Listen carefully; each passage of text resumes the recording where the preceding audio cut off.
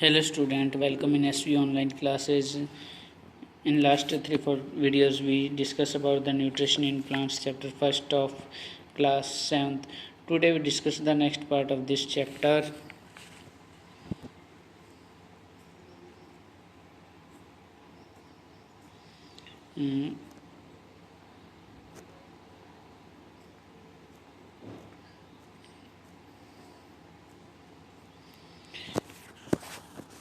How nutrient are replaced in the soil.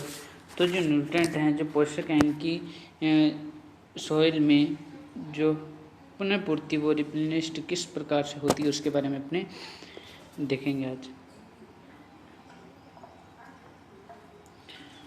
तो देखिए,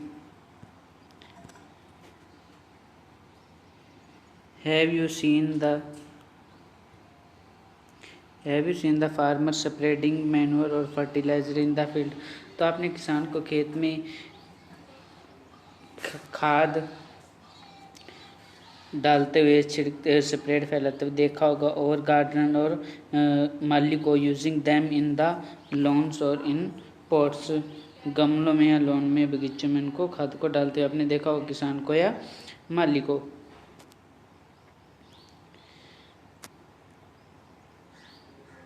do you know why this is done. तो आप जानते हो ऐसा क्यों करते हैं। यू लर्न दैट प्लांट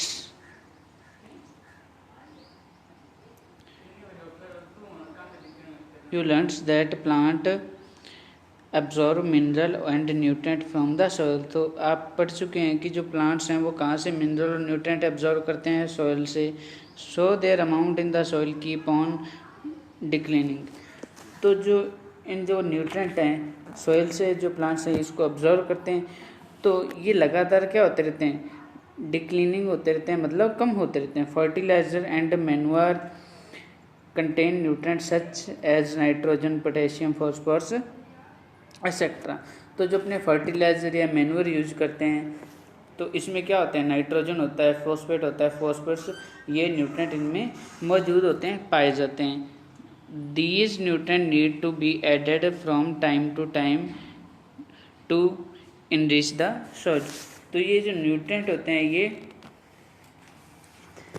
जो अपने सोइल है उसमें जो न्यूट्रेंट उनकी कमी ना हो उसकी पूर्ति के लिए इनको समय समय पे मिलाने की जो आवश्यकता पड़ती है, ज़रूरत पड़ती है।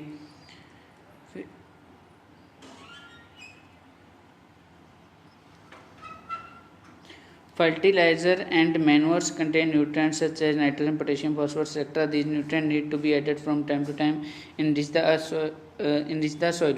We can grow plant and keep them healthy if we can fulfill the nutrient requirement of plant. We can grow plants, हम पौधों को उगा सकते हैं, कीप देम हेल्थी, उनको स्वस्थ रख सकते हैं, if we can fulfil the nutrient requirement of plant. यदि हम जो उनको न्यूट्रेंट चाहिए उन न्यूट्रेंट्स के अपने क्या करते हैं, उनकी फुलफिल करते रहें, पूर्ति करते रहें टाइम टू टाइम, तो अपने अच्छे जो है जो पैदावार वो प्राप्त कर सकते हैं। प्लांट्स क्या होंगे, हेल्थी होंगे और उनकी ग्रोथ भी क्या होगी, सही से हो पाएगी। Usually crop plant absorb a lot of nitrogen and soil become deficient in nitrogen। तो usually crop plants absorb a lot of nitrogen. तो सामान्यतः जो प्लांट्स हैं जो वो क्या करते हैं, absorb a lot of nitrogen, nitrogen काफ़ी मात्रा में एब्जॉर्ब करते हैं। And the soil become deficient in nitrogen. तो जो सॉइल है उसमें क्या आ जाती है, नाइट्रोजन की कमी आ जाती है।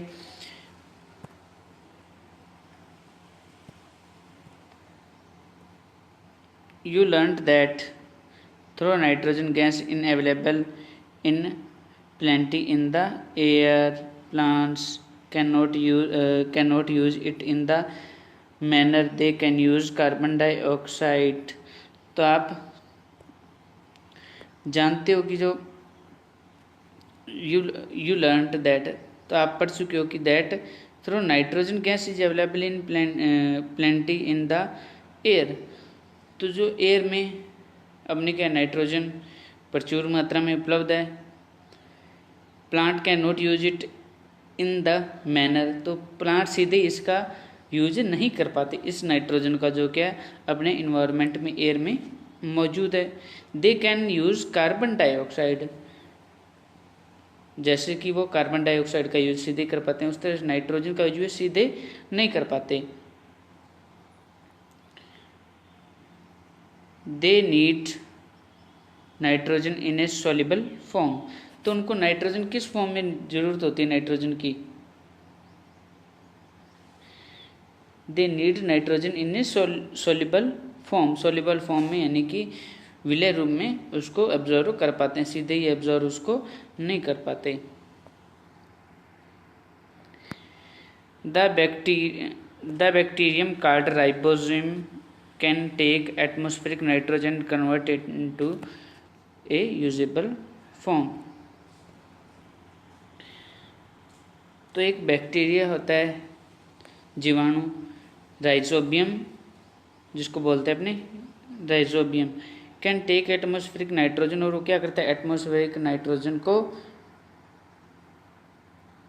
लेता है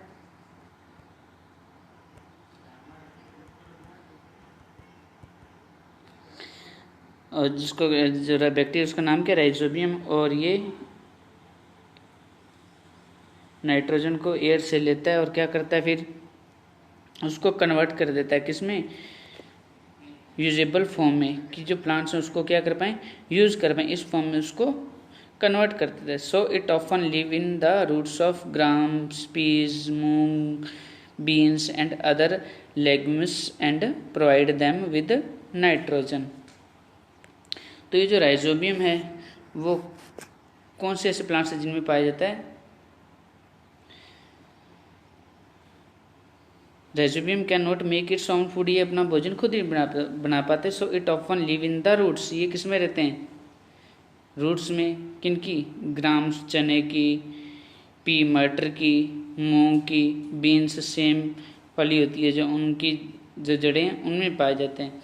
एंड अदर लेग्यूम्स, और दूसरी जो फलीदार पादप होते हैं उनमें। And provide them with nitrogen, और उन्हें नाइट्रोजन की जो है पूर्ति करते रहते हैं, प्रोवाइड उनको करते रहते हैं।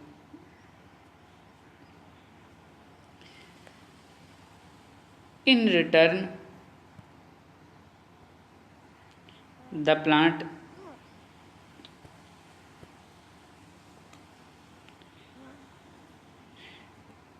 In return the plants provide food and shelter to the bacteria. तो जो बैक्टीरिया राइजोबियम वो क्या करता है, जो नाइट्रोजन है उसको सॉल्युबल फॉर्म में उसको लेता है और प्लांट्स के लिए तैयार करता है कि उसको ऑब्जर्व कर पाए प्लांट्स, और इसके बदले में प्लांट से वो क्या लेता है,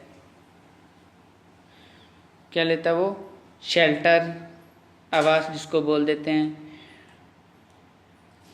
provide food and shelter to the bacteria, और ये बैक्टीरिया को बदले में पादप क्या देते हैं? फूड प्रोवाइड करते हैं और शेल्टर, आवास। Thus they have a symbiotic relationship, इसलिए इनके बीच में कैसा सिम्बायोटिक मतलब सहजीवी, जो प्लांट्स एक दूसरे के साथ साथ रहते हैं एक, वो क्या कहलाते हैं? सहजीवी कहलाते हैं, सिम्बायोटिक कहलाते हैं। यानी जो शेल्टर हो, न्यूट्रेंट हो, एक दूसरे के साथ क्या करते हैं? शेयर करते हैं, वो क्या कहलाते हैं? Symbiotic plants. ये अपने पढ़ा भी था पीछे। This association is the great significance for the farmer, तो इस संबंध का जो है ये सिग्निफिकेंस का, इसका जो सिम्बायोटिक रिलेशनशिप है किसानों के लिए, इसका बहुत ही महत्व है। They can reduce the use of nitrogen fertiliser,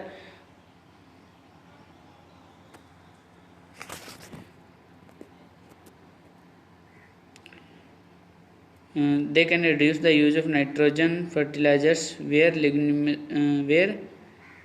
leguminous plants are grown। तो मृदा में नाइट्रोजन उर्वरक देने की आवश्यकता नहीं पड़ती, इसका यूज क्या है? कम करना पड़ता है किसानों को, जो फलीदार अगर प्लांट्स हैं वो उगाएं तो। Most of the pulses dals are obtained from leguminous plants, तो ज़्यादातर जो दालें अपने कहाँ से मिलती हैं? लिग्यूमिनस प्लांट से, फलीदार प्लांट से।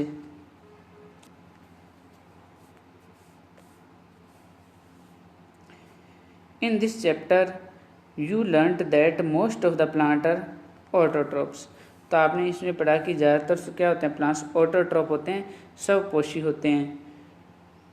Only a few plant are parasitic और सेप्रोट्रॉफिक। इसमें से कुछ ही होते हैं जो कौन से होते हैं, ऑटोट्रॉप्स या स्पेरोट्रॉफिक या पैरासाइटिक प्लांट्स। परजीवी और तुमने पढ़ा था, और मर्तजीवी जिसको बोलते हैं अपने स्पेरोट्रॉफिक। परजीवी जो दूसरे पे डिपेंड रहते हैं उनको बोलते हैं पैरासाइटिक, और सेप्रोट्रॉफिक जो डेड एनिमल्स, डेड या डिकेंड एनिमल्स हैं, प्लांट्स हैं, उनसे अपना जो फूड है वो लेते हैं, तो ये कहलाते हैं saprotrophic. They drive nutrition from other organism. तो ये क्या करते हैं, ड्राइव करते हैं न्यूट्रिशन को फ्रॉम अदर ऑर्गेनिज्म, दूसरों से प्राप्त करते हैं। All animal are categorised as heterotrophs since they depend on plant and other animal for food. All the animals, तो सारे जो हैं एनिमल हैं, जीव प्राणी हैं, आर कैटेगराइज्ड एज हेटेरोट्रॉप्स, उनको क्या बोला गया, heterotrophs. Since they depend on the plant and other animal for food. क्यों बोला गया हेटेरोट्रॉप्स, हेटेरोट्रॉप्स क्योंकि ये किसी न किसी रूप में प्लांट्स या अदर एनिमल पे डिपेंड रहते हैं फूड के लिए। Can we say that the insectivorous plant are partial heterotrophs. क्या हम कह सकते हैं जो कीट भक्षी होते हैं, जो अपने पता था इंसेक्टिवाइड्स जो कीटों का भक्षण करते हैं, उनको उनका डाइजेशन करते हैं, तो उनको भी अपने हेटेरोट्रॉप्स कह सकते हैं क्या, विषमपोषी।